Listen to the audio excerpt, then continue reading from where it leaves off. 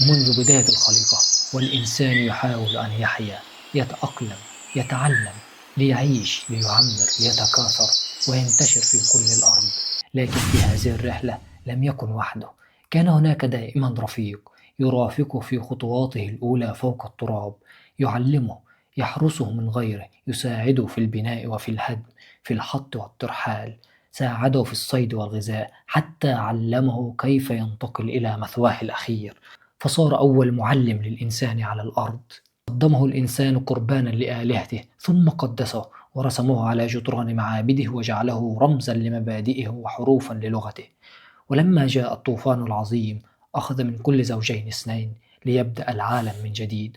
ومرت السنين فعرفنا أنه أمم أمثالنا، وأن في كل كبد رطبة أجر.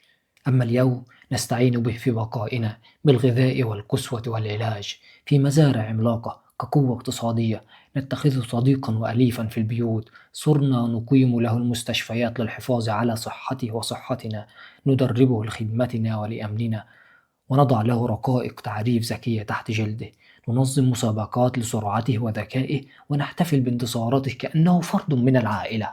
ثم جرناه إلى المعامل فاختبرنا عليه أمراضنا وأطعمناه عقاقيرنا.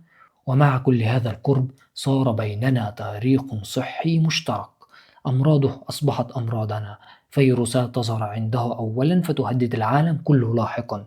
صرنا نتشارك جراثيم الأرض وكأنها بيولوجيا واحدة تجمعنا على نفس الكوكب. الإنسان تغير بسبب وجوده، وهو تغير بسبب وجود الإنسان، إلى أن وصلنا للحظة التي لم يتوقعها أحد، لحظة نأخذ فيها منه ليس طعاما أو خدمة، بل الحياة نفسها. قلبه، قلبه، قلبا ينبض داخل صدورنا. وفي كل نبضة سؤال: من يحتاج الآخر أكثر، نحن أم هو؟ أهلا بكم في بودرستان، معكم محمد أبو غزالة.